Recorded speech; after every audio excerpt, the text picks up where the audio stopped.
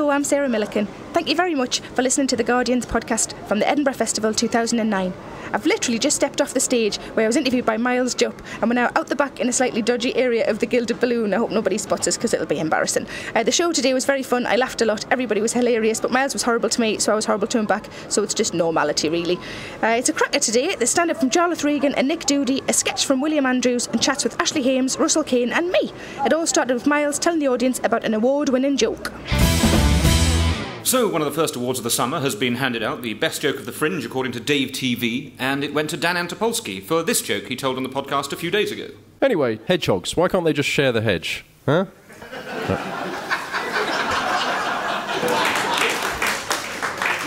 The best reaction to that joke came from our co-producer Anna's sister, who said, "Is that the reason why they're called hedgehogs?"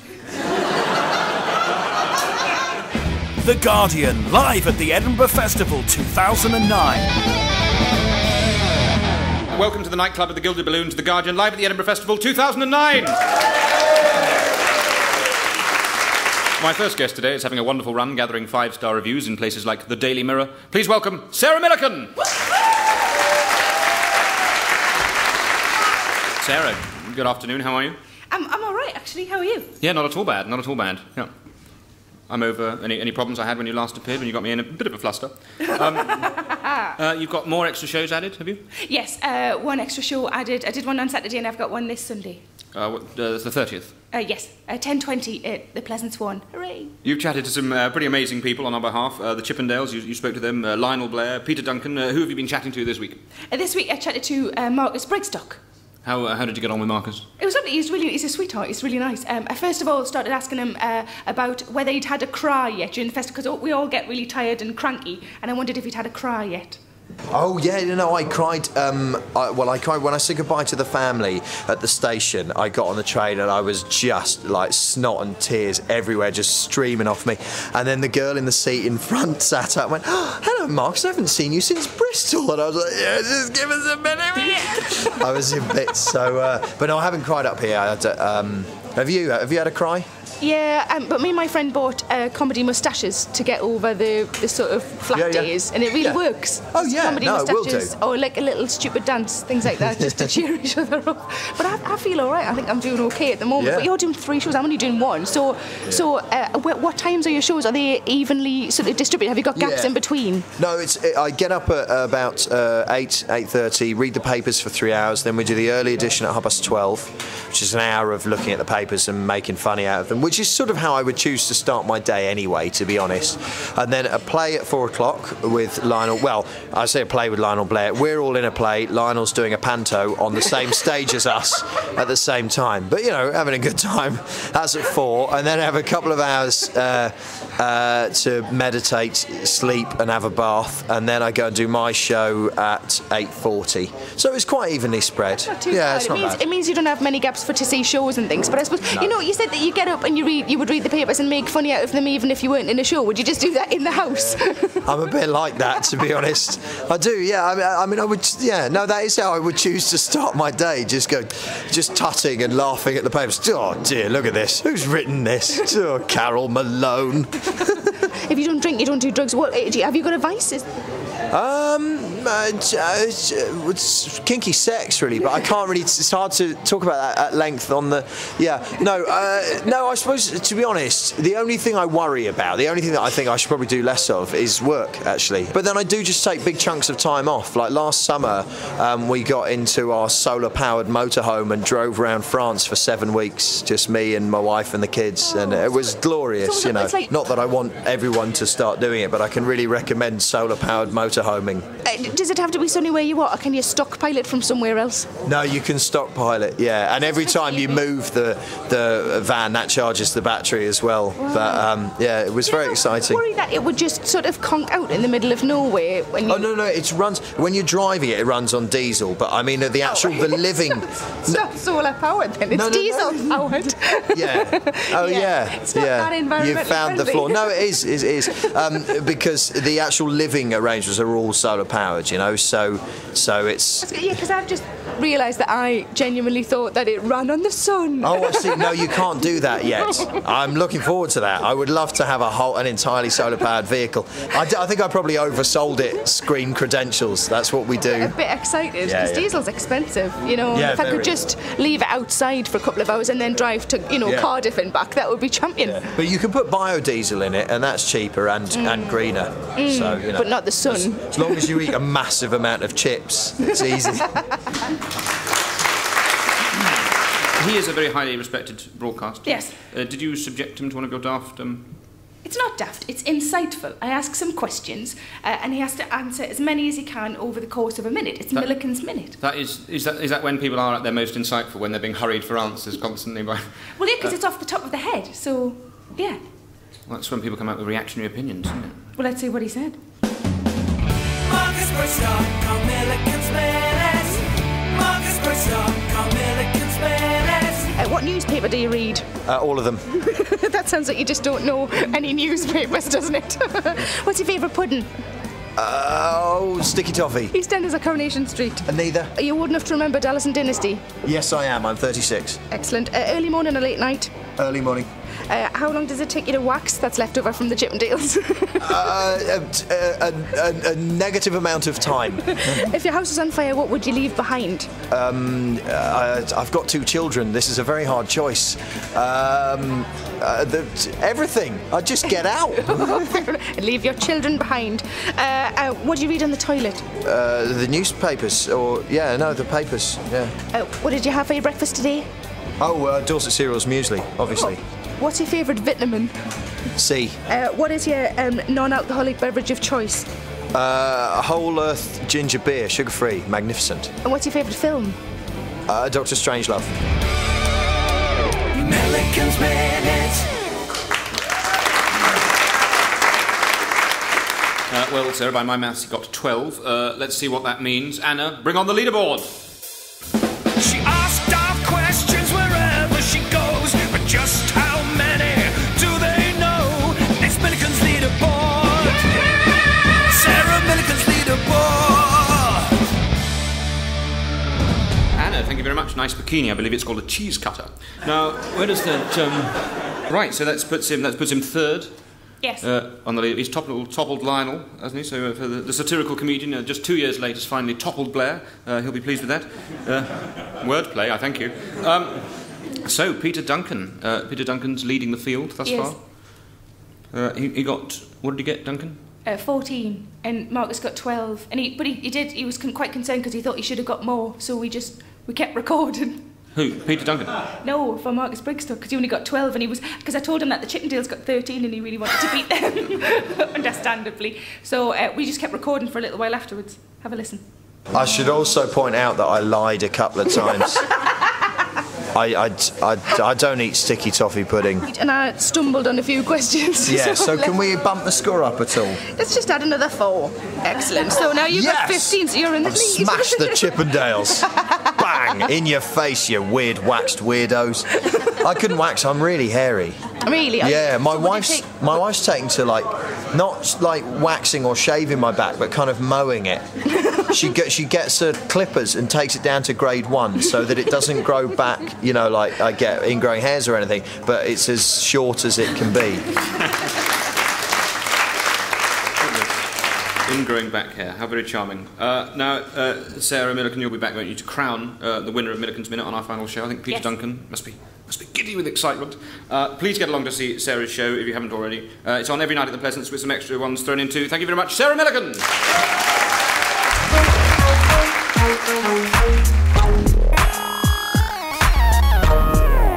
We are just about to speak to a real-life sex reporter, but before we do, we're going to get a bit of stand-up from a very funny man. His show, Schizo, is on nightly at the Pleasance Courtyard. Please welcome Nick Doody! I shouldn't be up. I am hungover on a level. It's not irresponsibly hungover because of news. About a week ago, my girlfriend and I found out that she's pregnant, and it was huge. I mean, I don't know how you would react to that news, but we were just 5-day bender. Just champagne and whiskey and, the shop's shut, beer. Oh, the shop's open again, champagne. 5 days. I am just getting over it. And it didn't even work. We're going to have to get a proper abortion.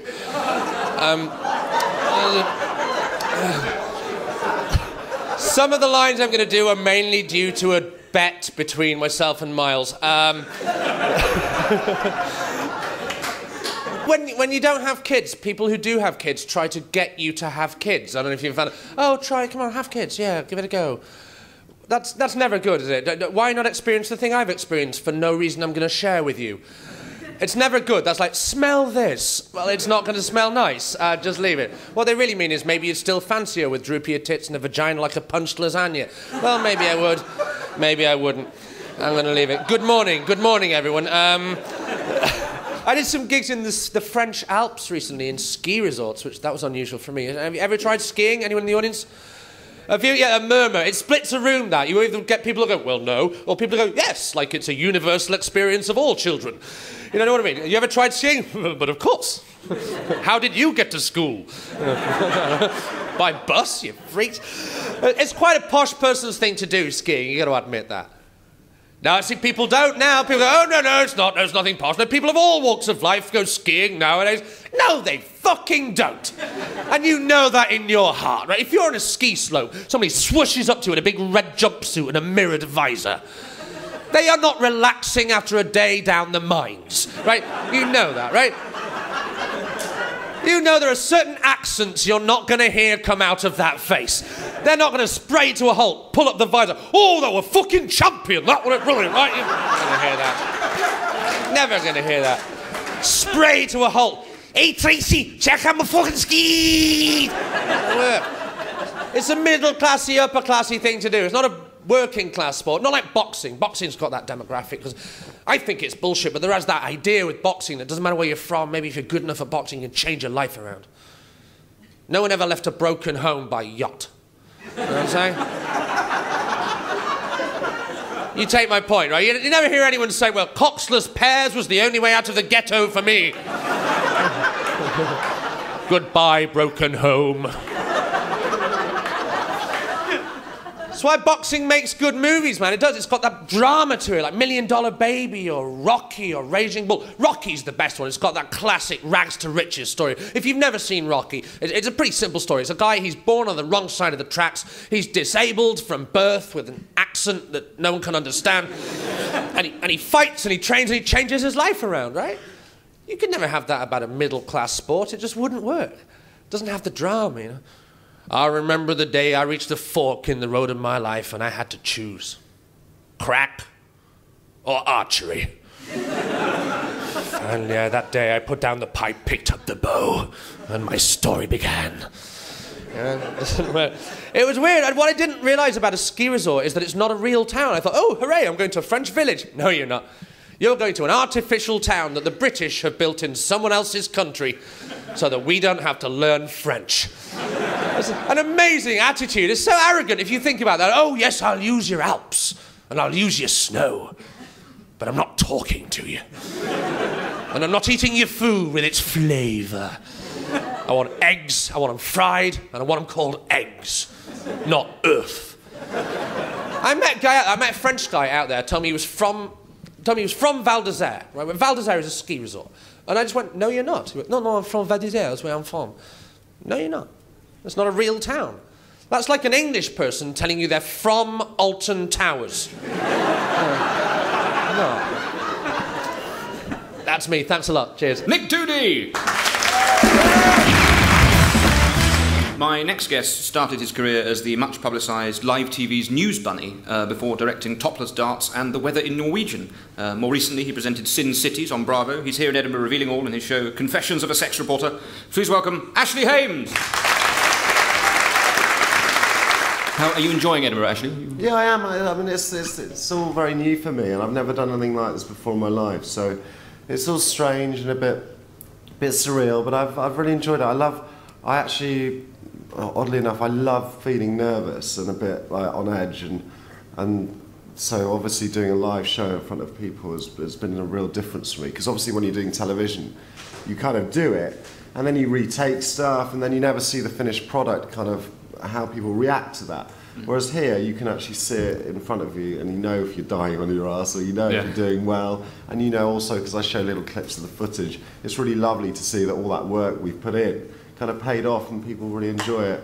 or not, as the case has been on a few occasions, because I do show some fairly risque stuff, and I'm not out to shock people. This is the thing that I kind of wanted to speak about. Was I'm a bit gutted in some respects about my time in Edinburgh, because my show is.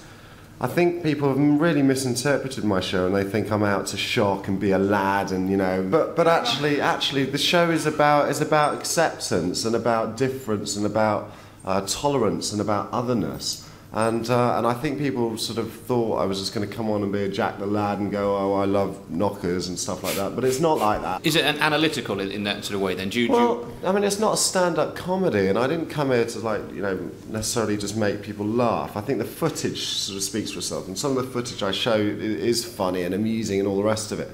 But some of it, yeah, it is quite shocking. We had a whole row of people walk out at one point with 10 minutes within the show.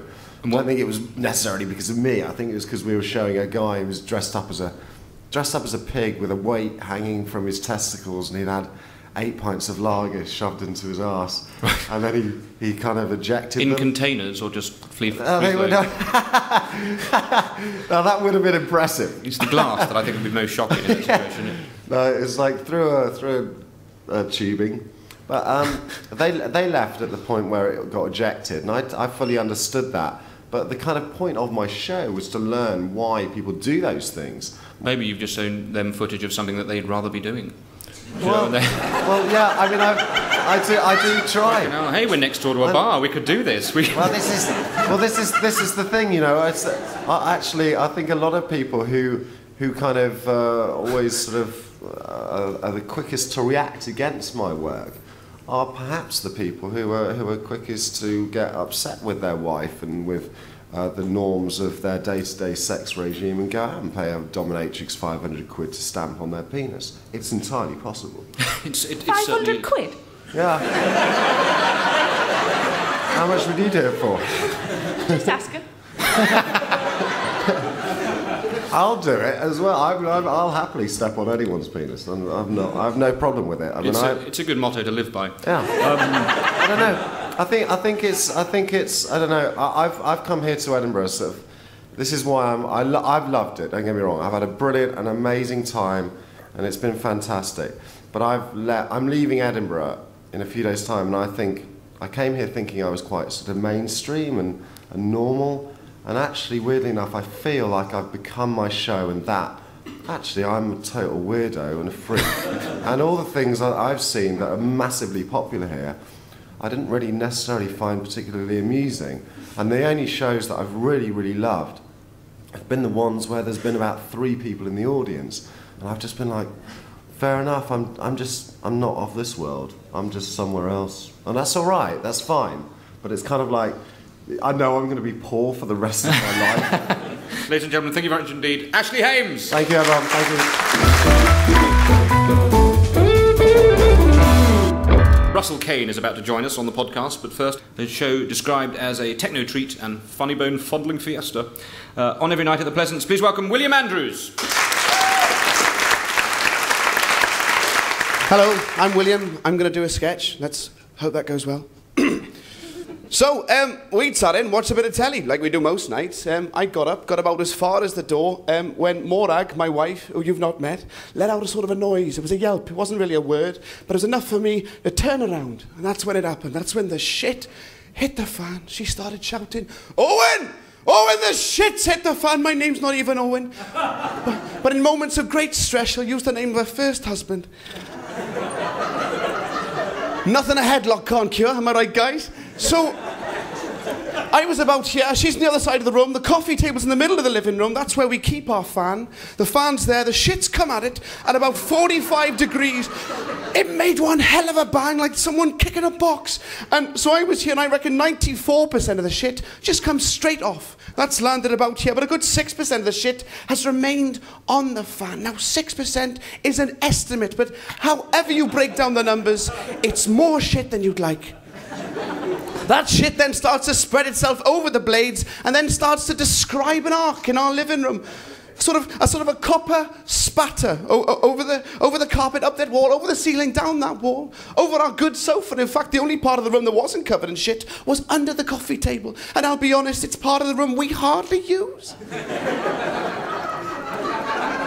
She starts shouting at me, turn the fucking thing off, turn the fucking thing off. I said, I'm going nowhere near it, you fat bitch, you fucking turn it off. She goes, no pencil, Dick, it's plugged in behind you. And she was absolutely right. All I had to do was lean down, turn it off at the wall. But by then, the damage is done, you know. 1 minute you're thinking about going to bed, then you've got to stay up and clean up all this shit. You become obsessed, it's gone in your mouth. You become obsessed, it's gone in your... You curl your lips out like a Labrador. You sort of like, you know, because you just do that. But the thing is that we got to a couple of bottles of Bombay mix and your tongue searches round your mouth. You discover a lump of mix. You know it's mix. But part of you thinks, is it shit? Yeah, so we did that. In fact, we took all night cleaning it up. In fact, that white line across the ceiling we used to smoke gave up a couple of years ago, but that's where the nicotine's come off with the shit. Of the 6% of that shit, 1% is entirely more random. A couple of weeks later, I was getting a CD out of the tower. I found a lump on Il Divo. I found quite a large chunk behind Sam's graduation photograph. I mean, ultimately, we're not sleeping. We're not sleeping because no matter how sure I think I am of where the shit has gone to, we're still no closer finding out where it came from.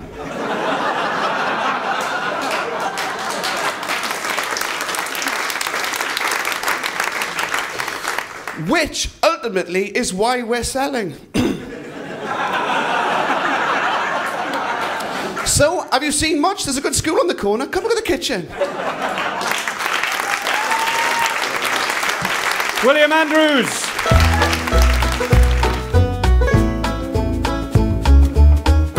It's time now for a man who has the hair for E4 and the brain for BBC4. Performing in 2 shows this year, Fakespeare, The Tragical Savings of King Nigel, and his stand-up show, Human Dressage. Please welcome Russell Kane.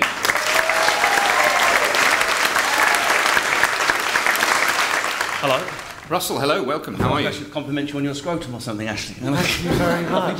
Excellent. I haven't seen yours yet, but I'm sure they're spectacular. Good afternoon, everyone. You enjoying yourself?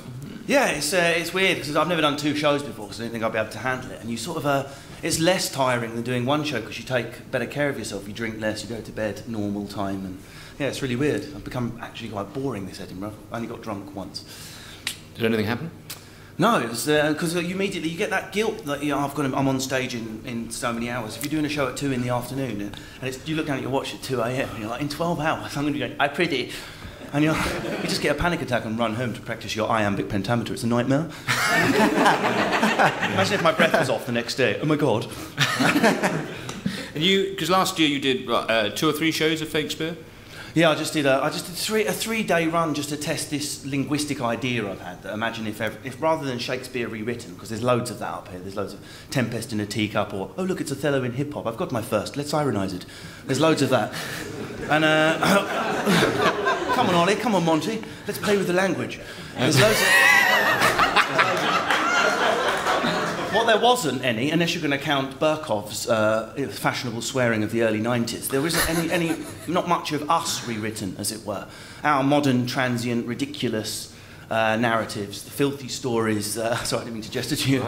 But then told in blank verse. Can we apply iambic pentameter to one of our modern stories? Turns out it's so difficult. I nearly had a nervous breakdown, but I pulled it off. So yeah, that's what I did. It was good fun for someone that sort of loves languages and a little bit Asperger's. It was a pleasure for 3 months to count syllables. I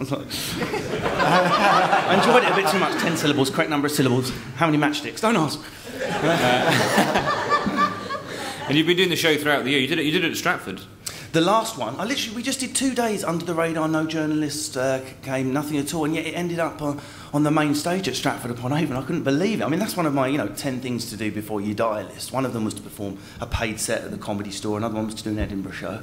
And then I thought one day, wouldn't it be great just to be somewhere like the RSC or the National and to actually be imploring 600-700 people? And it happened. They let me do my own material for one night in the main house at Royal Shakespeare Company. Can you imagine the amount of Imodium I got through? Can you imagine? And it was brilliant. It was David Tennant's. It was Hamlet's night off. So we went on that set. We had an hour to do what they call the get-in, which is where you sort of make yourself familiar with the dimensions. And 600 people turned up, mostly people over 50 or 60, and they were just brilliant audience. Filthy bunch of cod liver oil. Old people just like, go on, make it ruder. I mean, the climax of the play, I don't know if I'll be able to say this, is where I get murdered by my friend with a Bacardi Breezer bottle. And then I'm just on stage, kneeling in the middle of the stage going, I am bummed, in the middle of the RSC. Can you imagine what that feels like to a potty-minded Marxist? But it's been a remarkably busy year for you. You've been touring in Australia? Yeah, that was just really... I was there with Sarah, actually. Oh, Sarah's brilliant. She's also got Millican's Maxim, which sorts my head out every day. Which is if you have a bad day, you're only allowed to let it affect you till 11 a.m. and then you have to put it down. So I live by that. Sarah gave me that. Millican's Maxim. Maxim. Maxim, right. Yeah. Oh, sorry, I was getting slightly confused by what that might... I thought it might be a potion that you brewed. No. We went hunting for a bowl of chips one night. Do you remember? Oh, we did. Hard to catch. Yeah, there was we went into an Italian restaurant and one of the starters was bowl of chips. So I ordered it, but I pretended I didn't know how to pronounce it. We were going, is it a bowl of chips? Are we saying it correctly? Yeah, but Australia's great. They're so much more chilled than us. Not that British audiences aren't great. I mean, that's why I think performers that train here, as it were, are stronger. Because our audiences are laugh, laugh, laugh, reset, prove yourself again, Jester. Laugh, laugh, laugh, reset, prove yourself again, Jester. And in those spaces where you prove yourself again becomes a stronger con. Whereas in Australia, it's like, that's right, mate, go on, just keep going. Look, it is a mic stand. I can't believe you pointed it out. It's so postmodern. And it's just brilliant.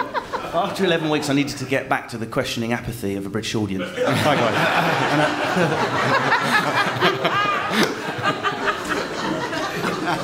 Good afternoon.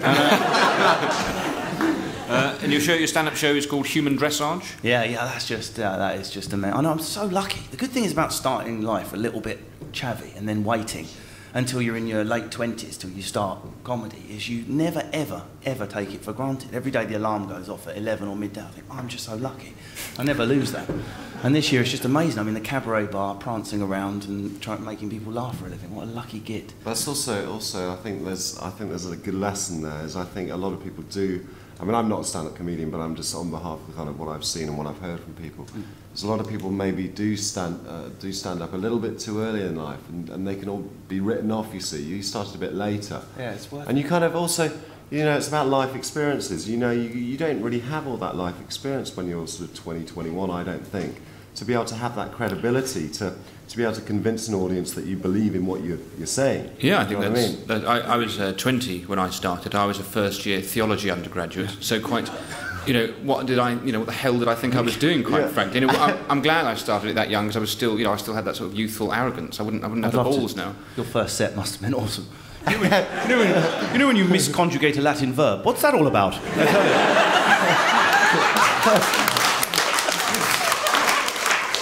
I'm going to get killed now. Everyone hide. He's licking me. It'd be like flicking a speck of dust from a barbour jacket. Yeah. Get away from me, Kane. You're right. I can lash out.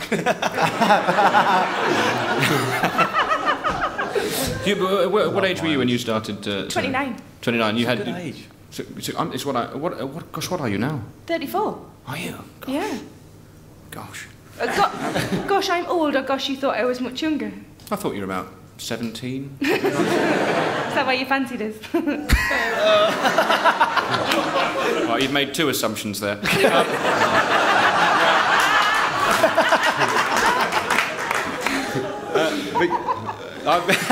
Let's all get dressed up as Agamemnon. Stop putting it off, Miles. But I'm worried about your health as well, Russell. You have been working too hard, haven't you, this year? What have you done? Everyone's like, oh, don't take on 2 shows, you won't be able to do it, because it's quite a high-energy stand-up act I've gone and made for myself, and everyone was like, you won't be able to do it, on my management. I went, I'll be fine, as long as I pace myself. But the mistake I made was, when you've got to rehearse a play and get it all done in a week, especially if it's verse and iambic pentameter, it's really intense. And I was still doing previews of stand-up in the evening. That was the mistake I made. Finish rehearsal at 7, drive somewhere bloody insane, like Newcastle, get on stage at 11. Seriously, you'll do insane drives. I mean the length of drive, not the place itself. I'll rock and back and forth. I meant the drive, the distance. And Yeah, you do it though, don't you? So you drive 4 hours there, 20 minutes, 4 hours, and I got back one night after a gig, and the audience will be able to see there is a whole section of hair missing. I was eating my dinner, and I stood up, and it was a Chinese takeaway. You know, like, normally if you get a head rush, you can sort of sort yourself out, and I just missed the table. It was a low cop. I'm very young to have my first fall, aren't I? He's had a fall, and I missed the coffee table because it was so low. I was semi-passed out, but I was conscious when I hit that place, so I didn't faint, right? And what I did was I nutted the Chinese takeaway, and where I head-butted the ceramic plate, it's like glass, isn't it, if it breaks? And it cut through, obviously cut my head open, but it cut my hair off as well. Look at that, look, it's gone.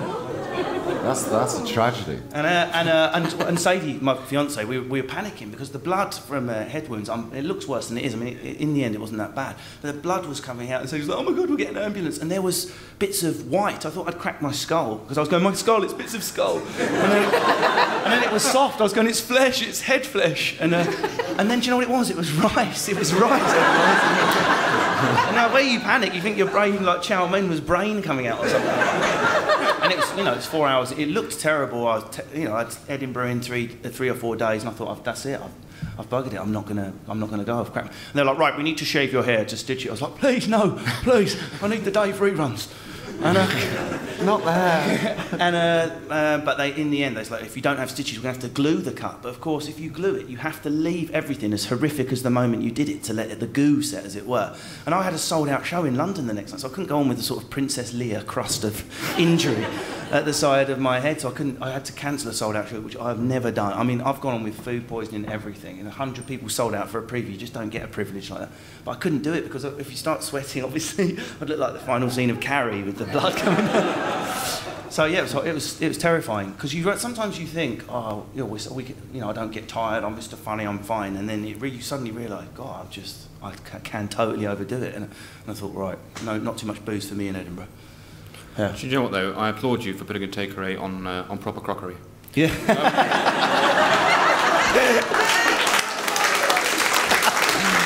Thank you. That's the price we pay for manners. It's worth it. Ladies and gentlemen, thank you very much indeed, Russell Kane.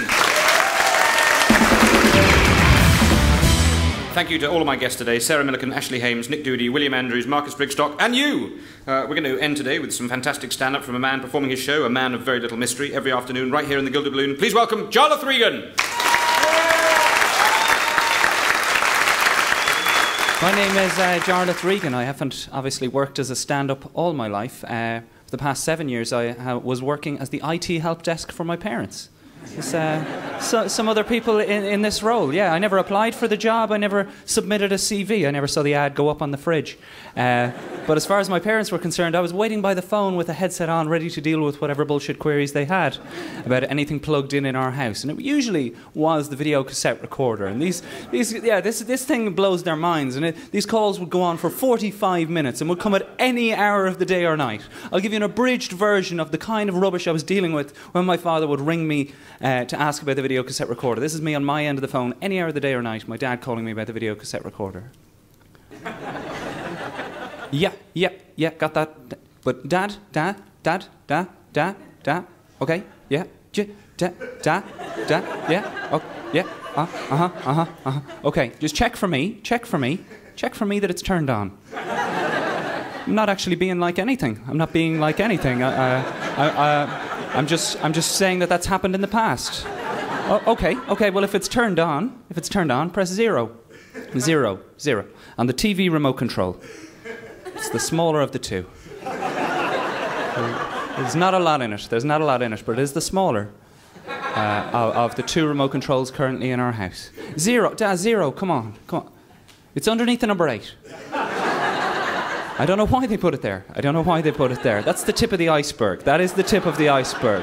Those calls annoyed me for many, many years until the day my father sent me the first photo message he'd ever sent in his entire life. At that moment, I realised I had no right to get angry at this man for asking me questions about the modern world. He sent me the first photo message he'd ever sent. He had never sent a text before. So when my phone buzzed and it said photo message from Dad, my first reaction was, oh shit. My dad's phone has been stolen. Because there's no way. What he had sent me, there was a way. What he had sent me was the most adorable photo message that had ever been sent in the history of the world. What he had sent me was a photo of a whiteboard with some writing on it that read, haven't quite figured out how to text on this phone just yet.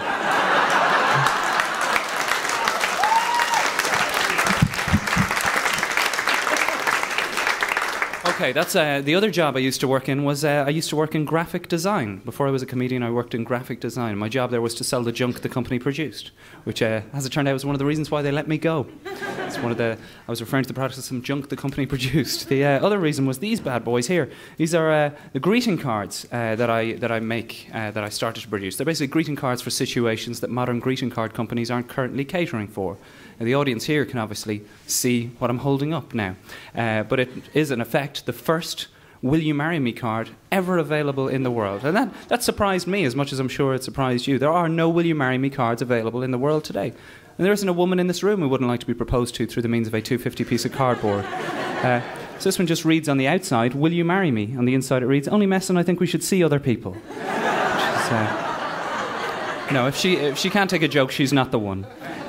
This is the first stalker Valentine's card there. You can see the stalker in the bushes with his binoculars. And on the outside of the card it reads, we have so much in common. You like the Beatles, I like the Beatles. I have a large knife collection.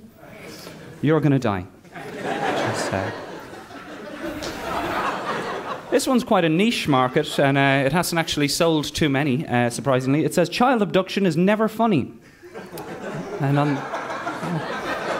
on the inside it reads, except when it's a practical joke. Your child can be found at, and there's a space where you can fill in the address there. It's quite nice. This one's part of the Christmas range. It's the old classic, I saw Mommy kissing Santa Claus. And there's the child with mistletoe and Santa Claus. I saw Mommy kissing Santa Claus. On the inside it reads, and then he appeared to pee in her mouth.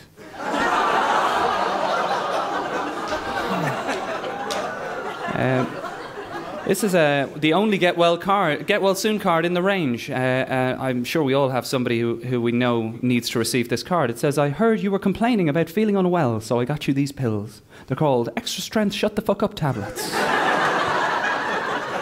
This is the Father's Day card. It's obviously only for one particular family. It says, you're the best dad ever. But what would I know? I grew up in a cellar. So we got him. It's okay. And this, believe it or not, these cards do exist. They do exist. I sell them through my website, jigsaw.com, and they're actually coming out in a book called How to Break Bad News this September, published by Random House. Wink. This is the best-selling Christmas card of the range. There's a gentleman in bed asleep. It says, if you're dreaming of a white Christmas, you're like me, a racist. Thank you very much, everybody. Have a lovely afternoon. Charlotte Regan! The Guardian, live at the Edinburgh Festival 2009.